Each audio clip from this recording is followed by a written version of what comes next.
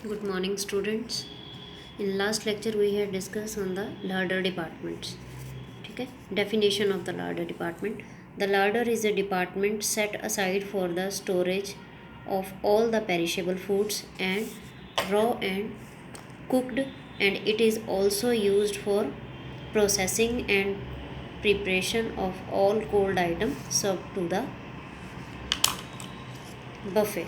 ठीक है, ये हमने लास्ट वीक क्लास में डिस्कस किया था. उसके बाद है function of a larder department, कि लार्डर डिपार्टमेंट क्या क्या काम करता है. ठीक है, the storage of all perishable raw food item which need a storage temperature -18 degree Celsius. Second, the storage of all prepared and cooked item like cold appetiser, cold meat, cold sauces, salads, etc.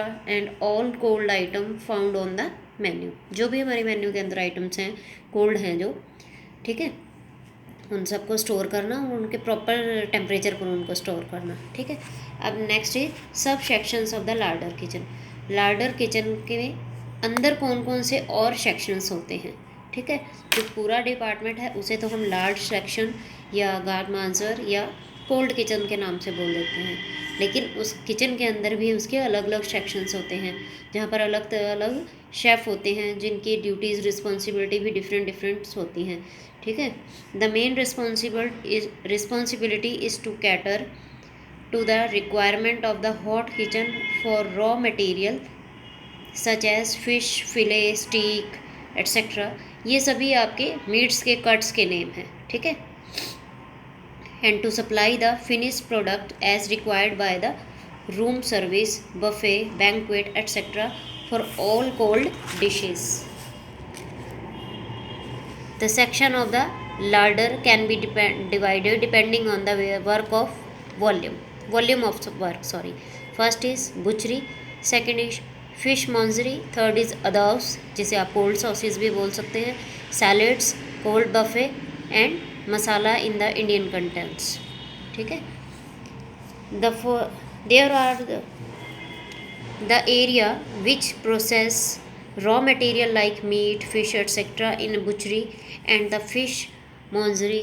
Basic cuts are produced, marinated, roasted, smoked or posed over here. The portion of the cuts or joints are prepared according to the demand from the different outlets in the hotel. मतलब कि आपके hotel में जितने भी outlets हैं, जितने others आपके restaurants हैं, ठीक है, उनमें जो जो रिक्वायरमेंट होती है ये डिपार्टमेंट उन्हें फुलफ़िल करता है. ठीक है, the following products are produce. जो जो सामान इस डिपार्टमेंट के अंदर बनता है, लार्डर डिपार्टमेंट, लार्डर किचन या कोल्ड सेक्शन के अंदर जो सामान तैयार किया जाता है उसे बोला जाता है, ठीक है, प्रोडक्ट्स और are produced. First is gelatin products. जो जेलेटिन जिसका बेस होता है वो वाले प्रोडक्ट, जैसे कि आपके पास है एस्पिक, मूज या मूजलिन, कॉल्स, शोफ्रोवा सॉस, कोल्ड सूप. इसमें जो ये ऊपर वाले वर्ड हैं ये सभी आपके फ्रेंच वर्ड्स हैं. ठीक है, आपको इंग्लिश में इसे अलग प्रोनाउंस किया जाता है और फ्रेंच में अलग प्रोनाउंस किया जाता है. ठीक है, कोल्ड सूप इज़ आपका English term. Second is marinated product. वो प्रोडक्ट जिन्हें मैरिनेट किया जाता है, बनाने से पहले उन्हें मैरिनेट करके रखा जाता है. ठीक है, वो हमारे मैरिनेट प्रोडक्ट्स के अंडर आता है, जैसे कि सैलेड्स, ठीक है, brines, cubes, pickled, smoked products.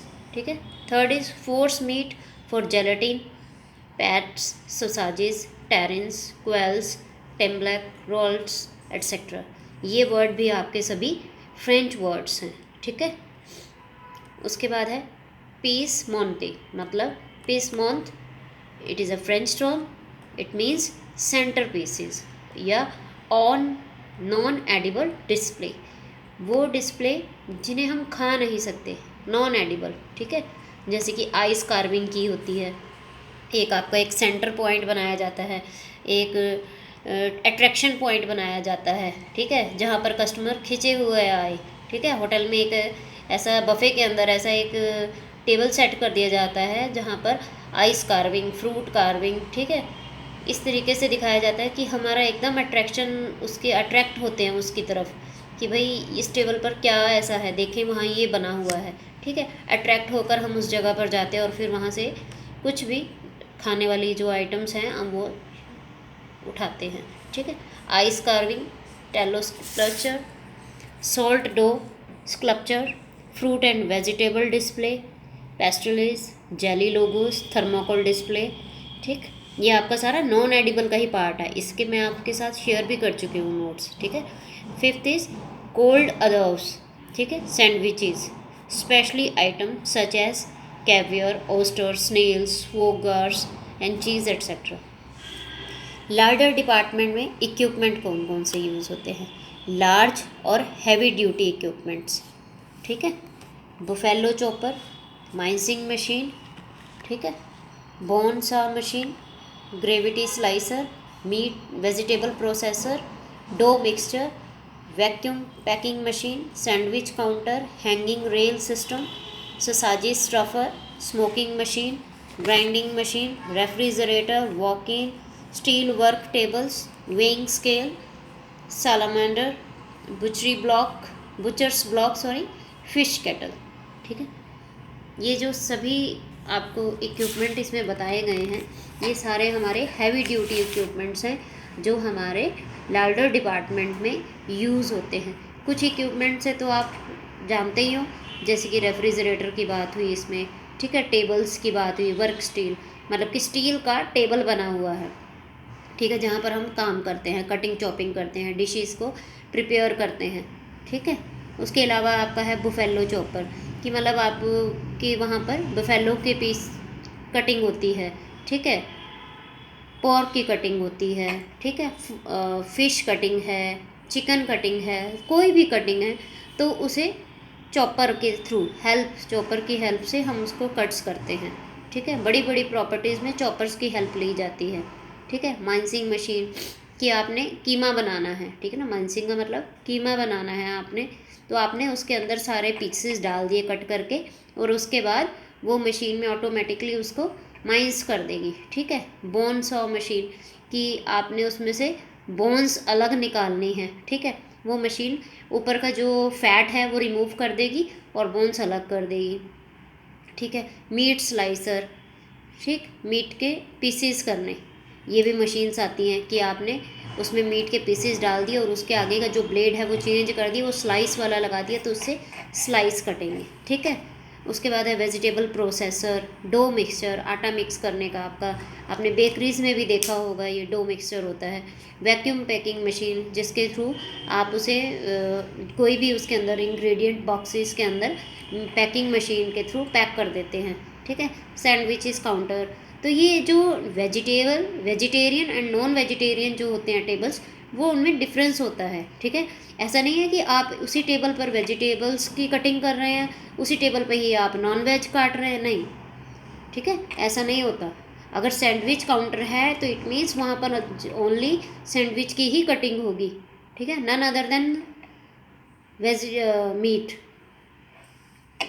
उसके बाद है हैंगिंग रेल सिस्टम्स, ठीक है, आपकी हुक्स जो हुक लगी होती हैं, जैसे आपने किसी मीट शॉप में देखा होगा कि हुक्स के ऊपर उन्होंने मीट्स को जो भी उनका है कारकस होती है, फुल बॉडी जो होती है उसे टांगा होता है, ठीक है, that is a hanging rail systems. उसके बाद सोसाज स्टफर, आपकी जो एनिमल्स होते हैं उनके अंदर की जो आंतें होती हैं, ठीक है, इंटेस्टाइन्स होती हैं, उसको क्या किया जाता है साफ़ करके हैं उसके अंदर फिर आप जो माइंस मीट होता है उसकी स्टफिंग की जाती है, वो वहाँ पर यूज़ की जाती है। उसके अलावा आर्टिफिशियल भी आपके पास ये आते हैं, पाइप्स आते हैं, स्टफ़र पाइप्स आते हैं, ठीक है। स्मोकिंग मशीन जिसके थ्रू आप उसे स्मोक के थ्रू आप उन्हें पका लेते हैं, उनको मतलब कि आप प्रिजर्व करके रख लेते हैं, ठीक है। ग्राइंडिंग मशीन मसाला वगैरह पीसने की, रेफ्रिजरेटर, वॉक इन मतलब आपका चलते फिरते जो आपकी ट्रॉलीज़ होती हैं, टेबल्स होते हैं, ठीक है, ट्रॉलीज़ मेनली हम ट्रॉलीज़ के लिए यूज़ करते हैं वॉक इन, ठीक है। स्टील वर्क टेबल, ये आप समझ ही गए हैं कि वर्किंग टेबल हैं बट वो स्टील के हैं, ठीक है। विंग स्केल, सालामेंडर आपका आपके एक अवन की तरह माइक्रोवेव जैसा आपके पास होता है वो माइक्रोवेव से पहले वाला जो टाइम था तब सैलामंडर यूज़ होता था। उसमें क्या है, दोनों तरफ से, ऊपर से नीचे से दोनों तरफ से हीट उसे प्रोडक्ट को लगती है, जिसके थ्रू वो गर्म होता है। जो पहले का टाइम था, 90s का टाइम था, तब सैलामंडर यूज़ किया जाता था कमर्शली। उसके बाद माइक्रोवेव आपका आया है, ठीक है। बुचर्स ब्लॉक्स, ये आपका अलग सेक्शन हो गया, ठीक है। उसके बाद फ़िश केटल्स, फ़िश का अलग एक आपका सेक्शन हो गया जहाँ पर फ़िश की ही सारी कटिंग होगी, ठीक है।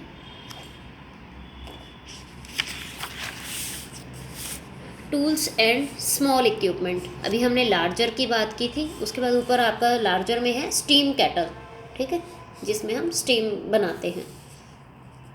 जेस्टर्स, मतलब आपका जो छोटा कद्दूकस होता है, ठीक है, जिसके थ्रू हम लेमन जेस्ट करते हैं, लेमन के छिलके को कद्दूकस करते हैं, दैट इज़ द जेस्टर्स, ठीक है। उसके बाद channeler, cans, bottle opener, corer और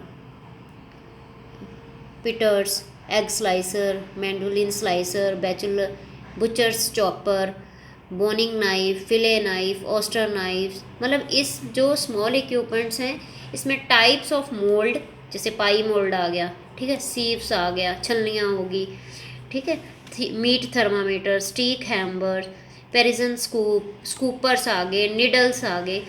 जो भी आप कार्विंग में यूज़ कर रहे हैं कोई नाइफ़, या कोई कटिंग में यूज़ कर रहे हैं नाइफ़, ठीक है ना। जैसे आपका था कि ओस्टर नाइफ्स, जो ओस्टर्स होते हैं, ओस्टर फिश है, ठीक है, उसकी कटिंग के लिए जो यूज़ किया जाता है, that is the oyster knife, ठीक है। फिले नाइफ, जिसके थ्रू फिश के फिले के काटे जाते हैं, पीसेस किए जाते हैं। फिले का मतलब विदाउट बोन, ठीक है, विदाउट बोन जो पीसेस होते हैं उन्हें फिले बोला जाता है, और ये बहुत ही थिन होते हैं, ठीक है। और इसके लिए स्पेशल नाइफ होता है, बोनिंग नाइफ, जिसके थ्रू आप बोन्स को अलग करते हैं, वो थोड़ा हार्ड होगा, ठीक है। एग स्लाइसर, जिसके थ्रू एग को काटा जाएगा। इनका नाम इसीलिए पर्टिकुलर चीज़ के साथ नाम दिया है क्योंकि जो ये स्लाइसर है फिर वो एग ही कटेगा, उससे मीट नहीं काट सकते आप, ठीक है। हाँ, ये एक फ़र्क होता है कि जिस चीज़ को आपने जो नाम दिया है एग स्लाइसर, तो वो एग स्लाइस के ही काम आएगा, ठीक है। ये हम घर में, घर की तरह नहीं है कि उसी से ही हमने सब्जी काट दी, उसी से ही हमने फ्रूट्स काट दिए, ठीक है। हमारी जो प्रोफेशनल किचन्स हैं उनमें यही डिफरेंस होता है कि जो वेजिटेबल नाइफ़ है वो वेजिटेबल नाइफ़ ही रहेगा, और जो फ्रूट नाइफ़ है उससे फ्रूट की कटिंग ही होगी, ठीक है। तो स्मॉल इक्विपमेंट्स या टूल्स भी आप इन्हें बोल सकते हैं, ठीक है। उसमें आपका ये हो गया। उसके बाद है duties and responsibility of the chef guard मांजर, जो उनका हेड है डिपार्टमेंट का, उसकी ड्यूटीज़ क्या होती हैं। First is he is responsible directly to the chef de cuisine, ठीक है, जो पूरा वो कुजीन है, ठीक है। शेफ़ द कुजीन मतलब जो दिन में जो भी बनना है उस ओवरऑल सारी चीज़ों के लिए रिस्पॉन्सिबल रहेगा, ठीक है, कि खाना क्या बनाना है, खाना कब बनाना है, कब सर्व होना है, आज का मेन्यू क्या है, फ्यूचर हमारा कल का मेन्यू क्या रहेगा, कोई पार्टी है तो हमारा मेन्यू क्या रहेगा। He is fully responsible directly, ठीक है, yes. He is responsible for all the perishable and frozen food stored in the larder. उसकी रिस्पॉन्सिबिलिटी ये भी रहेगी कि जो भी पेरिशेबल आइटम्स है, पेरिशेबल आइटम मीन्स जो चीज़ें जल्दी ख़राब हो जाती हैं, ठीक है, जैसे कि हमारा मिल्क और मीट प्रोडक्ट्स हैं, ये ज़्यादा लॉन्ग लाइफ नहीं होती इनकी, ये बहुत जल्दी ख़राब हो जाते हैं, ठीक है, इसीलिए इन्हें पेरिशेबल आइटम्स बोला जाता है। उनको स्टोर करना, फ्रोज़न फूड है उनको स्टोर करना। He is responsible for all the cold food that are issued from the larder, और रिस्पॉन्सिबल किसके लिए रहता है, जो भी कोल्ड फूड हम इशू करते हैं, ठीक है, लार्डर डिपार्टमेंट से। मान लीजिए मेन किचन ने कहा कि हमें 2 kg फिले चाहिए, ठीक है, तो हमारे से इशू होगा, लार्डर डिपार्टमेंट से वो इशू होगा किसे, मेन किचन में, ठीक है। तो मेन किचन का हमारे पास एक लिस्ट आएगी, ठीक है, इशू के लिए लेने के लिए, तो हम उस पर अपने साइन करेंगे, किस बंदे ने हमसे सामान मंगाया है उसका उस पर पर्टिकुलर नाम मेंशन होता है, और जो बंदा ये सामान इशू कर रहा है उसको भी पर्टिकुलर नेम होता है, वो मतलब कि साइन करके ही उसे सामान देते हैं, ठीक है। He is responsible for supplying different cuts, joints etcetera of meat and fish as required by the outlet. जितने भी हमारे होटल्स के अंदर आउटलेट्स हैं उन सबकी रिक्वायरमेंट जो है फुलफ़िल करनी है, स्पेशली किस में, मीट्स वगैरह में, ठीक है। हाँ जी, तो उसे हमारा ही डिपार्टमेंट फिल करेगा। He is responsible for all the staff in the larder and their training. जितना डिपार्टमेंट उसके अंडर काम कर रहा है उसके लिए उसकी रिस्पॉन्सिबिलिटीज़ हैं, प्लस उनकी ट्रेनिंग को भी वही हैंडल करेगा, ठीक है। उसकी ड्यूटीज़ भी, ट्रेनिंग की ड्यूटी भी उन्हीं के ही हेड के पास रहेगी। वो अपने आप कोऑर्डिनेट करेंगे किससे, HR डिपार्टमेंट से। He is responsible for hygiene in the larder as per the HACCP standards, ठीक है। Hazard analysis critical control point, HACCP, ये जो है HACCP स्टैंडर्ड्स, ये सभी फैक्ट्रीज़ और जितने भी आपके कमर्शियल आउटलेट्स हैं, होटल्स हैं, ठीक है, वहाँ पर सभी पे ये एक्ट ज़रूरी होता है, ठीक है। वो इसके लिए भी वो जिम्मेदार रहेगा। He is responsible for maintaining larder control like checking from quality and quantity, storing keeping records of issues, daily stock sheet etcetera. इसके साथ साथ वो क्या मेंटेन करता है, इसके अलावा वो checking for the quality and quantity, जो भी सामान हमारी किचन में पड़ा है, लार्डर डिपार्टमेंट में जो भी सामान पड़ा है, ठीक है, उसकी क्वालिटी एंड क्वांटिटी दोनों ही जिम्मेदार है, दोनों के लिए वह जिम्मेदार रहता है, ठीक है। स्टोर करना, उसको जो भी सामान है उसे प्रॉपर स्टोर करना, कीप रिकॉर्ड ऑफ इश्यूज़, जो हमने सामान इशू किया है उसके रिकॉर्ड को मेंटेन करके रखना कि आज हमसे मेन किचन में 2 किलो चिकन गया है, कल 2 किलो फ़िश जाएगा, परसों 3 किलो फ़िश जाएगा, ठीक है।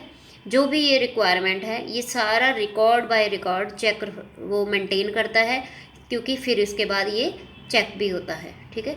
डेली स्टॉक शीट, जो भी आपका डेली सामान इशू हुआ है, जो भी आपने मंगवाना है, रिक्वायर्ड है आपको फ्यूचर के लिए, उसका आप डेली हिसाब बनाएंगे एट्सेट्रा।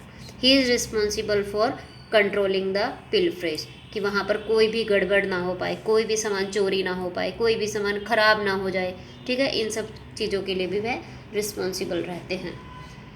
तो आज की क्लास के लिए इतना ही। Thank you.